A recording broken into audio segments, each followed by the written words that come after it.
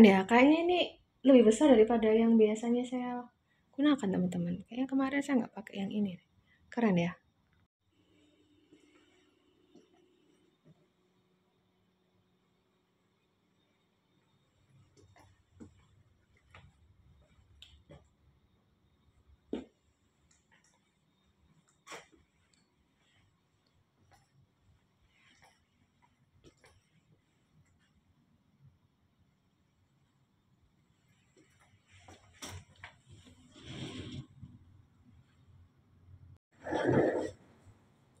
Halo teman-teman, kita mau unboxing seminar kit ya. Tadi tuh di bawah itu EO-nya neat and clean lah. Mungkin karena acara besar jadi dipilih EO yang lebih handal. Ini ya, dapat tas ini. Nah, isinya apa? Di dalamnya tuh ada kardus. Coba ya kita lihat kardusnya itu isinya apa. Rapat koordinasi.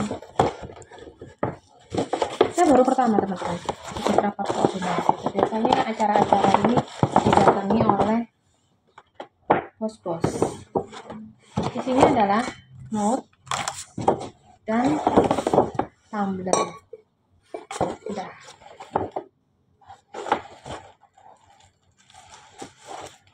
Dan ballpoint. Nah, 3 ini ya. Ada tasnya.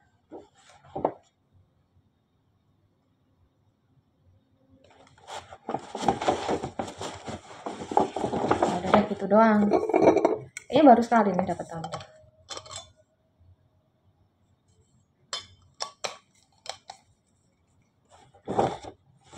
Mister tuh dapat tas pasti.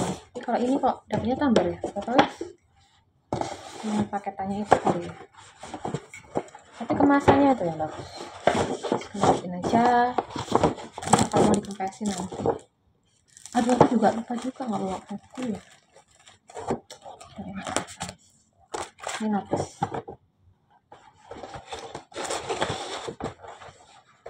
Dan ada kartu tanda peserta. Mana ini? Sekarang kalau kartu tanda peserta tuh lihatnya pasti bagus-bagus. Kayak gini. Ini yang bisa dipakai lagi itu lanyardnya ini. Sekarang nggak tahu ya. Dulu kan kayak biasa gitu. Sekarang pasti pakai lanyard yang bagus.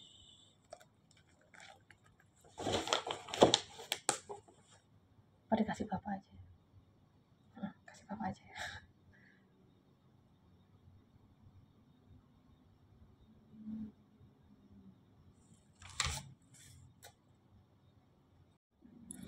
Halo teman-teman, selamat. Ini lagi sore ya.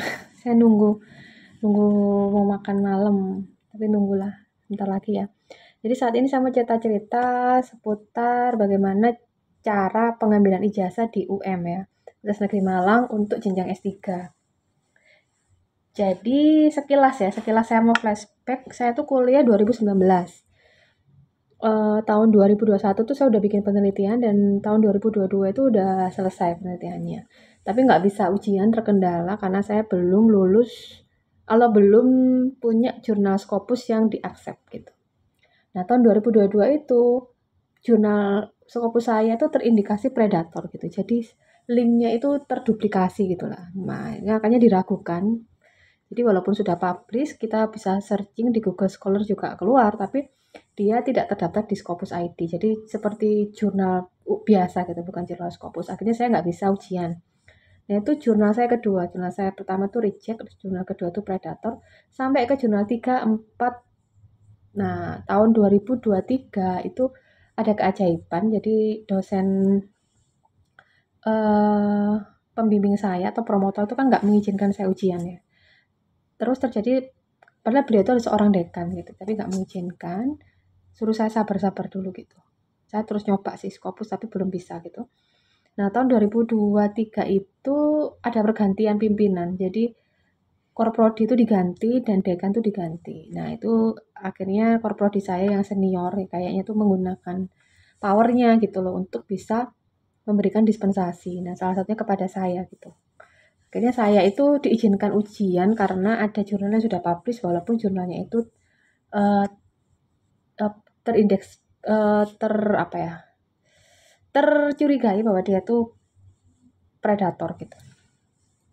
Ya udah ya tahun 2023. Nah, Mei saya tuh udah selesai semuanya, udah selesai revisi dan sudah wisuda. Walaupun saat itu saya wisudanya nggak datang ya karena saya waktu itu tugas alternatif. Tapi saya udah melalui semuanya, mulai ujian, mulai revisi apa itu? Revisi disertasi udah selesai, udah kepencetakan, udah kirim ke perpustakaan, udah bebas perpustakaan, udah ngurus semuanya. Sampai saya sudah lulus ujian bahasa Inggris. Semacam TOEFL gitulah. Dan saya sudah memenuhi syarat passing grade-nya lah, jadi nggak usah ngulang. Nah, bulan Mei itu saya wisuda, tapi akhirnya saya nggak ikut ya. Kartu peserta wisuda saya udah dapet dengan toga dan segala sesuatunya itu sudah dapet. Gitu ya. Kemudian saya tuh berusaha untuk mengajukan pengambilan ijazah. Nah, katanya kalau S3 itu pengambilan ijazah ada di loket A2 bagian kemahasiswaan di Rektorat lantai 2 gitu. Nah, saya ke sana, ternyata saya ditolak ya. Waktu itu cuma ditanyain KTP-nya mana, jurnalnya sudah belum Pak. Oh kalau jurnalnya nggak bisa, belum ya nggak bisa ngambil. Oh gitu ya Pak ya. Udah ya, terus waktu itu saya udah coba lagi jurnal terus ya, mulai Mei 2023 itu. Nah, pada itu saya udah mulai desperate sih, soalnya udah nyoba, reject, terus kayak gitu.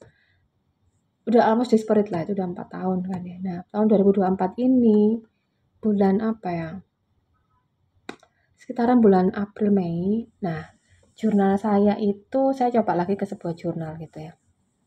Nah, bersamaan dengan itu bos saya, bukan bos ya, korprodi saya itu kasih WA saya gitu ya. Korprodi yang bantu saya itu dia tuh kasih WA ke saya untuk saya tuh bisa mengikuti writing camp untuk proses penulisan atau pembimbingan jurnal Scopus gitu ya.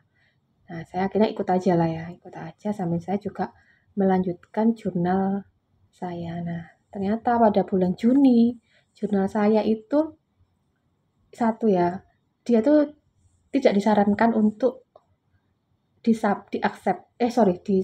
apa ya, tidak disarankan untuk digunakan karena dicurigai kayak gitu aja lah. Tapi dia tuh tidak terindeks, tidak ter, tapi dia tuh tidak tertengarai atau tercurigai predator dan dia masih jurnal Scopus. Jadi dia jurnal Scopus tapi kayak dicurigai gitu. Tapi saya karena udah kepengen cepat ambil ijazah ya, saya tuh akhirnya tetap bayar itu jurnal gitu. Dan ketika bayar jurnal itu nggak sampai seminggu ternyata jurnalnya itu discontinue teman-teman. Jadi ketika saya masuk ke writing camp itu posisinya jurnal saya itu sudah di-accept tapi Scopusnya itu discontinue kayak gitu. Jadi menjadi jurnal biasa gitu. Jadi bukan jurnal Scopus. Jadi saya itu waktu itu desperate banget ya. Aduh gimana nih, ya udah deh bikin writing camp aja, ikut aja gitu. Nah, ternyata di writing camp itu saya ketemu seorang teman gitu. Sama seorang teman sudah bilang ke saya tuh kan tahu kalau untuk saya ini itu sebenarnya boleh menggunakan Sinta 2 gitu.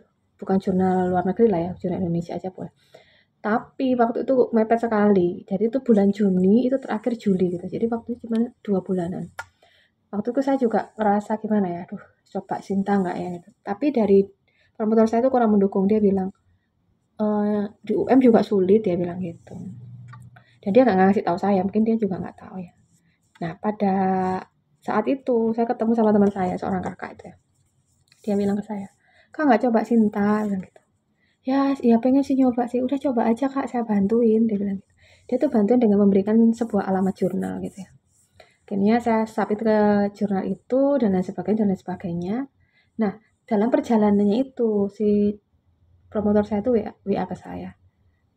Dia tuh menyarankan saya untuk submit ke jurnal Sinta 2. Jadi kayaknya beliaunya tuh telat mendapatkan informasi gitu lah. Tapi ya saya bilang iya gitu. Nah, singkat cerita, jurnal saya tuh accept tanggal 30 Juli kemarin, teman-teman. Oke ya, jadi bisa digunakan sebagai persyaratan untuk pengambilan jasa. Maka saya melakukan step berikutnya, yaitu ketika sudah ada LOE, sudah ada link, sudah ada semuanya, saya melakukan persyaratan berikutnya yaitu mengurus surat publikasi.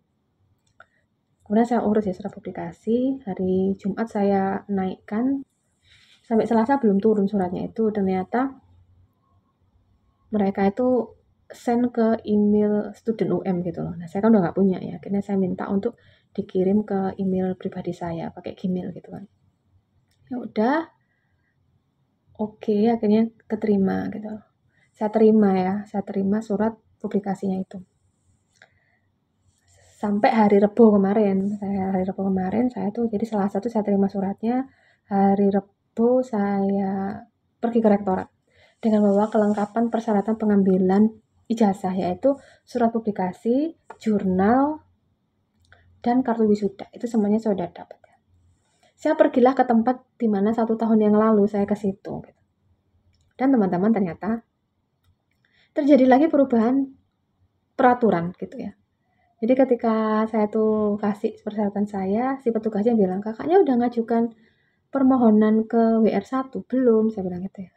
"Kalau gitu Kakak urus dulu surat permohonan pengambilan ijazah dan transkrip ke lantai 7 bagian tata usaha." Saya naik ke tata usaha, teman-teman. Dan di situ ternyata kita tuh harus mengajukan dulu surat pengambilan ijazah, teman-teman. Jadi setelah surat itu turun, baru saya tuh bisa mengambil ijazah. Tapi saat itu saya tanya berapa hari gitu kan, nggak lama kok, nah, tapi 2 hari belum turun sih. Kata teman saya itu bisa seminggu, dia bilang gitu.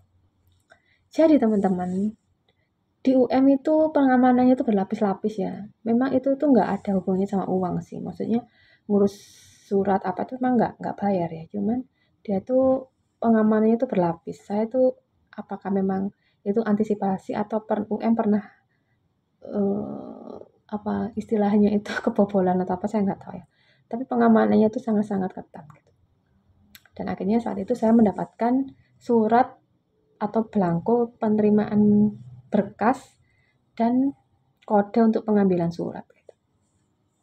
Begitu teman-teman. Jadi berliku-liku jalannya ya. Ya pertolongan Tuhan selalu ada gitu ya. Saat kita desperate itu ya. Saya nanti itu hari apa ini sekarang hari Kamis ya. Minggu depan hari Senin itu saya tuh ada acara kampus yang writing camp itu nerusin ya. Posisinya tuh saya sekarang udah nggak bayar SPP teman-teman. Tapi saya tuh tetap dapat treatment dari UM. Dalam hal surat menyurat, dalam hal training training penulisan itu ya. Di satu sisi saya ngelihat UM itu kayaknya mau repot banget gitu loh. Tapi di satu sisi lain kok kayak terlalu berlebihan gitu. Tapi ya memang sebuah institusi itu mempunyai kebijakan masing-masing ya dan kita harus ikutin. Gitu teman-teman. Dan kayak ya tak jalannya aja ya. Terus saya kemarin tuh dikasih tahu sama suami, temennya yang kuliah S2 di UB, tempat suami saya dulu kuliah S2, saya juga kuliah S2 itu. Ternyata S2 itu sudah disuruh bikin jurnal Scopus, teman-teman. Bayangkan. Padahal yang S3, saya dulu enggak jurnal Scopus ya, masih jurnal dulu terakreditasi nasional gitulah zaman saya. Kalau sekarang kan di UM itu jurnal Sinta 3 atau 4 gitu ya. Nah, sekarang tuh katanya sudah harus Scopus. Saya nggak tahu nih. Jadi kayaknya harus benar-benar pintar gitu. Tapi untuk teman-teman yang mau lanjutin kuliah ya, kalau memang itu sudah pilihannya ya silakan aja ya. Ya tetap yakin ada pertolongan lah ya. Kadang-kadang kalau kita mengandalkan diri sendiri ya kayaknya saya udah pede-pede aja, ternyata ya nggak bisa juga sih. Tapi pertolongan itu tetap ada gitu. Ya Tuhan bisa pakai siapa saja untuk menolong gitu. Walaupun ketika menjalaninya itu juga berat juga. Gitu ya. Nah, nanti saya kasih tahu teman-teman potongan ketika saya kemarin ke UM ya. Dikit aja sih, soalnya saya kalau ke tempat-tempat kayak gitu kan saya sendiri udah bingung ya, ketekan gitu juga. Maksudnya ya nggak ini juga. Nggak bisa ngambil rekaman yang gimana-gimana gitu. Ya kayak gitu sih. Jadi begitu ya teman-teman. Kalau ngambil ijazah di UM itu nggak bisa langsung ke loket A2 di lantai 2 rektorat. Tapi harus mengajukan surat permohonan pengambilan ijazah dan transkrip ke WR1, ngurusnya di lantai 7. Gitu ya. Untuk yang anak UM. Kalau untuk ijazah S1 S2 saya nggak tahu karena saya belum pernah ngalami S1 S2 di UM sih ya. Masih pengen kuliah. Dulu sih kayaknya mau lanjut lagi ya, tapi sekarang kok kayaknya terlalu berat. Nggak tahu deh, nanti dipikir lagi, mungkin tahun depan udah ada keputusan mau lanjut kuliah apa atau mendalami apa atau gimana. Gitu teman-teman. Ntar aku matiin. Oh, bisa dimatiin, dinyalain. Gitu teman-teman ya. Ini cerita saya, daripada teman-teman bosan gitu ngeliat saya jalan ke sana ke sini ke situ-situ doang gitu ya. Maksudnya antara Halim, ABD Saleh, Halim, ABD Saleh gitu kan bosan mungkin ya. Ya ini selingan lah ya tentang perjalanan kuliah saya. Ternyata memang secara studi itu selesainya 4 tahun. 3,5 atau 4 tahun ya? 4 tahun kayaknya. Tapi secara proses itu memang 5 tahun teman-teman. Jadi teman-teman kalau misalnya mau S3 itu shift-nya tuh bayangin aja SPP untuk 5 tahun gitu. Harus shift dulu. Seandainya teman-teman tuh enggak bayar SPP sampai 5 tahun, itu untuk yang lain ya, terutama untuk jurnal dan lain sebagainya. Biaya ujian sih kalau di UM nggak terlalu mahal ya. Mungkin kalau di UB mungkin mahal sih kayaknya ya, tapi saya juga kurang tahu. Cuma kalau di UM kalau biaya ujian biasa aja. Itu siap itu aja sih. Selain siap dana juga siap mental ya, karena itu yang paling melelahkan. Karena kalau uang mungkin kita bisa cari atau apa gitu ya, tapi kalau udah kena mental itu gimana coba? Oke teman-teman gitu ya. Nanti banyak cerita-cerita tentang kegiatan di sini. Gitu aja ya. Terima kasih, sampai jumpa. Dadah. Nanti ya habis ini ada video yang aku pergi ke UM itu. Yuk.